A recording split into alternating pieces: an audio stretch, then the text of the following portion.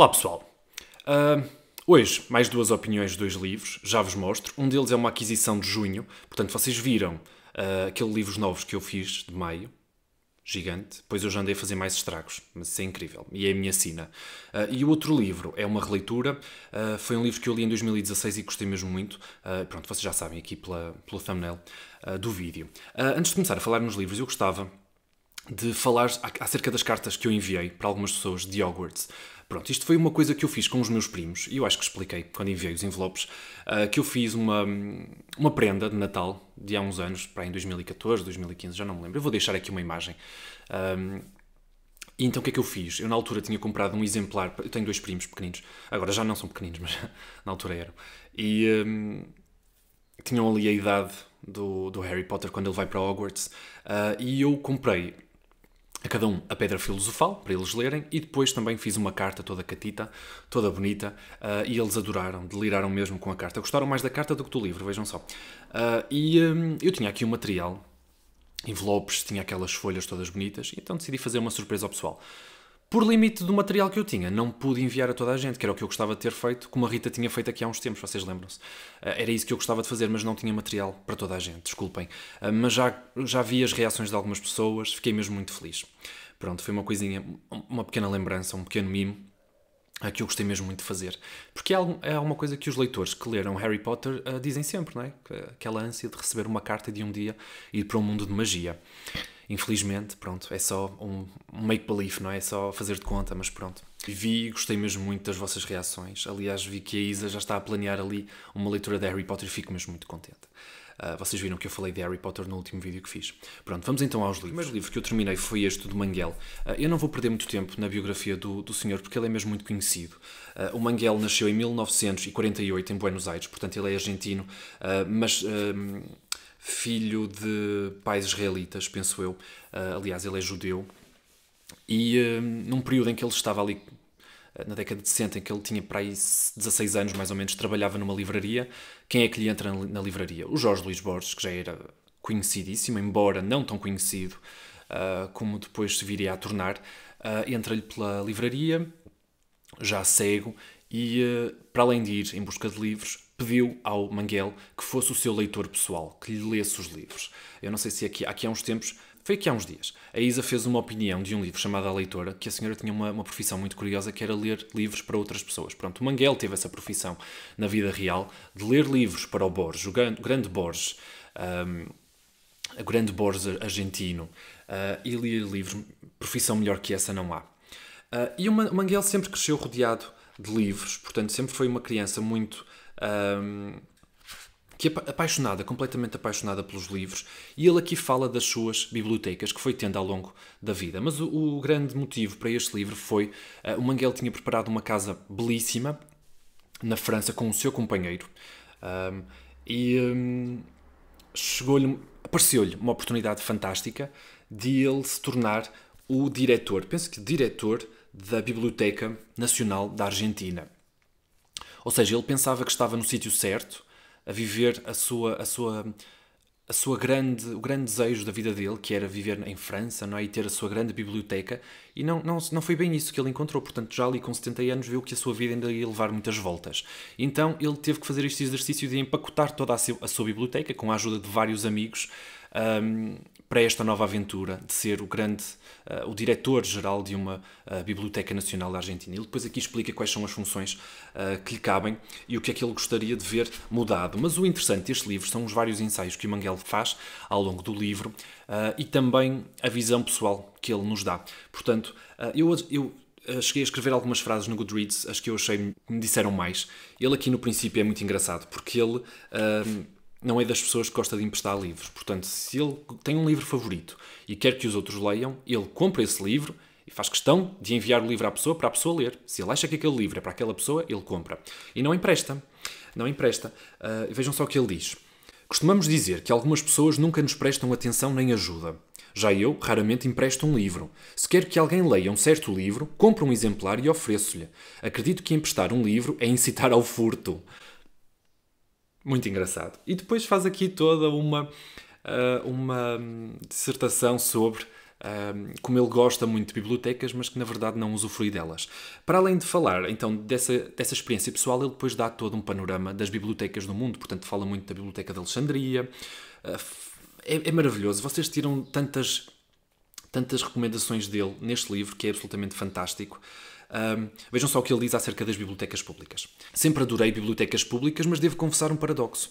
Não me sinto à vontade a trabalhar nelas. Sou demasiado impaciente. Não gosto de esperar pelos livros que quero, facto inevitável, a menos que a biblioteca seja abençoada pela generosidade das estantes abertas. Não gosto que me proíbam de escrever nas margens dos livros que levo de empréstimo. Não gosto de ter de devolver livros quando descubro neles algo fascinante ou precioso. Como um saqueador ganancioso, quero que os livros que leio sejam meus. E eu consigo perceber, obviamente, o que ele diz, não é? O Borges, pelo contrário, já não era nada como o Manguel. O Borges tinha umas poucas centenas de livros. Aliás, eu penso que tenho mais livros do que o Manguel disse que o Borges tinha, aqui num dado momento. E o Borges frequentemente dava os livros da biblioteca dele, da sua estante. Dava, e depois ia arranjar outros, lia, dava e andava assim. O que é fantástico. Portanto, somos todos diferentes nesse aspecto. Há pessoas que gostam muito de ir à biblioteca, há pessoas que gostam muito de comprar, há pessoas que gostam muito de trocar, há pessoas que não valorizam tanto o objeto físico e gostam mais de e-books. Tudo é válido, ok? O importante é ler. Ler, obviamente. Pronto. Eu gostava muito de ler mais coisas, eu fiz imensas marcações. Eu, às vezes, pergunto-me porque é que eu marco tanto se depois não tenho oportunidade para ler, não é? Pronto, o que é que ele fala mais? Ele fala de vários romances. Por exemplo, ele falou aqui neste livro de um livro que eu já sabia, já conhecia este livro, embora não tenha, que se chama O Regresso do Hooligan. Penso que é assim. Não me estou a lembrar do nome do escritor, infelizmente. Mas sei que é um livro da Dom Quixote, que está aí a 3 euros, 3,40€. E ele diz que é um dos grandes romances do século XX. Depois ele fala aqui de um livro de um escritor austríaco, o Gustav Meyrink, que publicou o romance fantástico O Golem, acerca de uma criatura que aparece a cada 33 anos na janela inalcançável de um quarto circular sem portas no gueto de Praga. Eu achei muito interessante. E que ele diz aqui que o Borges, quando tinha 16 anos, também o leu e ficou fascinado com a história do Golem. Muito interessante. E depois até influenciou alguma da poesia do Borges. Portanto, ele faz aqui muitas recomendações. Fala aqui de Humberto Eco, fala muito na Ilíada, na Odisseia. Fala muito de quê? Deixa-me ver. Olha, vejam só o que ele diz acerca da biblioteca do Borges. Quem nunca visitou o modesto apartamento de Borges imaginava que a sua biblioteca seria tão vasta como a de Babel. Na verdade, Borges só tinha algumas centenas de livros, e mesmo esses costumava oferecer a quem o visitava. Ocasionalmente, um certo volume tinha valor sentimental ou supersticioso para ele, mas o que lhe interessava era de longe uma mão cheia de passagens memorizadas, não o objeto material onde as encontrara. Para mim, sempre foi o contrário. Eu achei este livro encantador, encantador. Depois ele fala muito de como irá ser a sua experiência enquanto diretor da Biblioteca Nacional da Argentina, que eu penso que o Borges também teve essa profissão. Aliás, ao longo da história da Biblioteca Nacional da Argentina, houve, penso que, 4 diretores cegos. E o Manguel aqui diz que não gostava de seguir, não gostava que isso lhe acontecesse também, obviamente, e que há aqui uma frase lindíssima do Borges que eu tenho medo de não encontrar. Agora penso que não vou encontrar. Eu marquei-a, mas está aqui, encontrei. Foi naquele edifício que durante muitos anos me encontrei com Borges depois das aulas e percorria com ele a pé o caminho para o seu apartamento, onde lia histórias de Kipling, Henry James, Stevenson. Associo aquela biblioteca a essas histórias. E o Borges dizia assim: quando a ironia de Deus, dizia ele, lhe concedeu simultaneamente os livros e a noite, não é? Por ele ter ficado cego. Adorei este livro, magnífico. O Manguel é publicado principalmente pela Tinta da China, embora eu tenha aqui outro livro dele, da Bertrand. E ele fala aqui da importância dos dicionários, de como havia muitos escritores que liam dicionários. Há quanto tempo é que vocês não pegam num dicionário? Não é? É incrível. Por acaso era um objeto que eu sinto que nós valorizávamos muito na primária. Ter um dicionário. E eu gostava muito. E o Manguel fala dessa experiência, de quando a professora nos dizia para nós irmos procurar alguma palavra ao dicionário. Ao dicionário nós perdíamos. nas palavras e às tantas já estávamos a dizer palavras uns aos outros. E é muito verdade o que ele diz isso aqui e nunca me passou pela cabeça. Pronto, ele fala aqui da importância dos dicionários. Aliás, ele tem um dicionário de lugares imaginários, também pela Tinta da China, que é gigantesco, esse livro, lembro. Uma História da Curiosidade, A Biblioteca à Noite, tem mesmo vários livros cá publicados e eu adorei este livro, recomendo, é fantástico. E se vocês tiverem algum interesse também em Borges, acho que vai despertar esse interesse. E para terminar, um livro mesmo pequenino, um livro que eu até já tinha falado, do Jean Genot, O Homem que Plantava Árvores. Eu falei neste livro a propósito de uma tag que este senhor me lembrava o Pai Natal, qualquer coisa ridícula assim, foi uma tag de Natal, tenho a certeza. Por acaso aqui não tem fotografia do Jean Genot, mas eu vou deixar aqui. E o Jean Genot foi um escritor francês que nasceu em 1895, um dos grandes escritores franceses do século passado e que tem uma produção literária que passa de histórias a ensaios, poesia, peças de teatro, traduções e mais de 30 romances. E tem aqui uma data de prémios que ele também ganhou e que pertencia também à Academia Goncourt. Pronto, vou deixar aqui então a fotografia do Jean Genot. Para falar então deste O Homem que Plantava Árvores, que eu reli, eu não queria trazer o livro do Manguel sozinho, porque eu até agora não terminei mais nenhum livro, então resolvi reler este, que é um livro mesmo curtinho. Vejam só o tamanho da fonte deste livro. Por acaso caiu aqui, onde tinha o marcador. Vejam só. Espero que tenha focado. É um livro que se lê num quarto de hora, mesmo muito rápido. E de que é que fala então? Eu não vou revelar muito, obviamente, não é? Sendo um livro tão pequeno, não vale a pena. Mas é um livro que fala de... O nosso narrador é um alpinista ali na zona dos Alpes e a fazer essa viagem, não é? A fazer essa escalada, a fazer esse percurso, e ele encontra um pastor que lhe dá... que o acolhe na sua cabana. Na cabana, um senhor muito simpático. E na cabana... Vejam só aqui o nosso alpinista.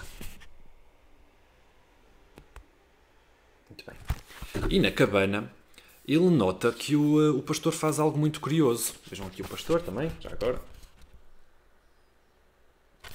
Que faz algo muito curioso, que é, na mesa, ele está a separar bolotas. Portanto, ele está a contar e a separar bolotas, as boas das más, aquelas que podem dar grandes árvores, as saudáveis, não é assim? Vejam só.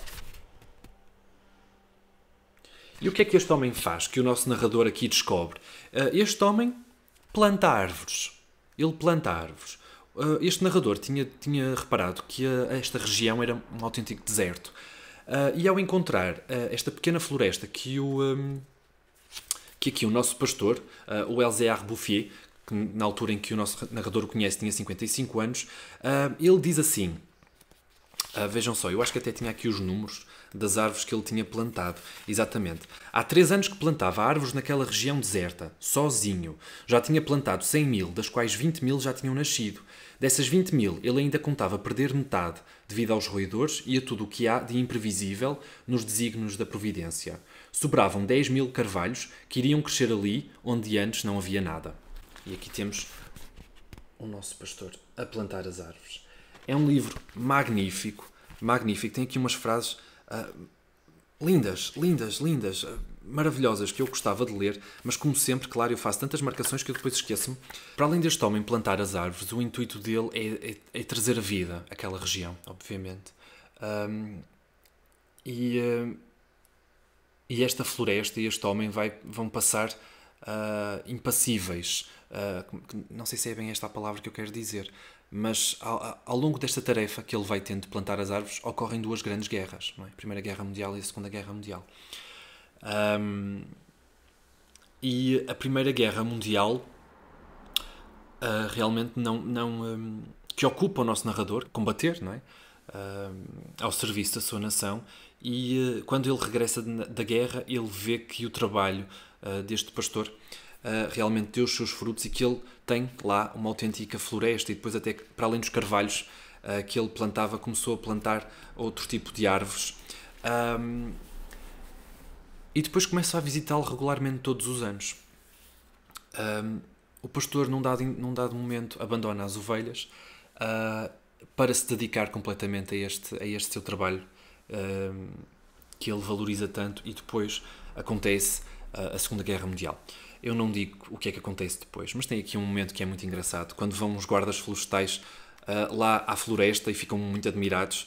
Como é que esta floresta apareceu do nada? É preciso proteger, é preciso preservá-la. Às tantas, vai lá esta delegação, então, e conceder-lhe o estatuto de reserva.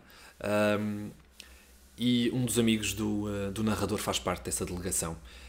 E o que ele lhe diz quando ele mostra o pastor e a razão dessa grande floresta existir, esse guarda florestal diz que lhe dá algumas sugestões ao pastor, mas depois diz assim: ele sabe muito mais do que todos nós. Encontrou uma bela maneira de ser feliz. Pronto, é um livro fantástico, eu acho que vale a pena. É um livro que se lê em 15 minutinhos, se vocês tiverem, dedicarem o vosso tempo, leem de uma assentada. Foi um livro que eu comprei, então, em 2016 e que li logo. Na altura, a UC estava a oferecer este livro. Na verdade, este livro era a oferta. Eu já nem me lembro de que livro comprei para ter esta oferta, mas é absolutamente fantástico. Tem aqui um grande elogio do Henry Miller, que vocês conhecem de certeza, que diz: Jean Genot ilumina o mundo em que vivemos, um mundo de sonho, paixão e realidade. E que comparações é que eles fazem? O Príncipezinho, de Saint-Exupéry, e o Siddhartha, do Hermann Hesse, dois livros mais do que conhecidos também. E eu recomendo este livro. Se vocês virem em algum lado um bom preço, eu não sei se este é um livro um bocadinho caro, se calhar para o livro que é, não é muito pequenino, mas é aquele livro que o número de páginas não está nada relacionado com a importância e o sentimento que ele nos dá. Absolutamente maravilhoso. E uma grande lição também. Depois aqui para o final, a edição da Marcadora. Eu não sei se o livro original era assim, mas tem alguns aforismos e citações que também vale a pena serem lidos. Muito bom, muito bom. E eu acho que a edição da Marcador está fantástica. As ilustrações são do Manel Cruz e a tradução é de Manuel Oliveira. Por acaso capricharam mesmo. Está uma edição muito interessante. 6ª edição. Pronto. Vale a pena. Então eram estes dois livros que eu gostava de trazer. Tenho adorado ver os book hauls de toda a gente deste mês, da Feira do Livro. Tenho adorado mesmo. E pronto, acho que por hoje é tudo. Ainda estou a ler então o Estranho... Não. A Verdade sobre o caso Harry Quebert. Acho que é assim. Do Joel Dicker. Vou a meio. E também O Navio Branco. Deixem-me ver se eu consigo dizer, se ainda me lembro do nome do escritor, Aitmatov. Eu tinha dito mal quando fiz os livros novos desse livro. Tinha dito, não, já nem me lembro. Mas é o Aitmatov. Ok? Pronto, por hoje é tudo e vemo-nos então no próximo vídeo. Tchau, pessoal!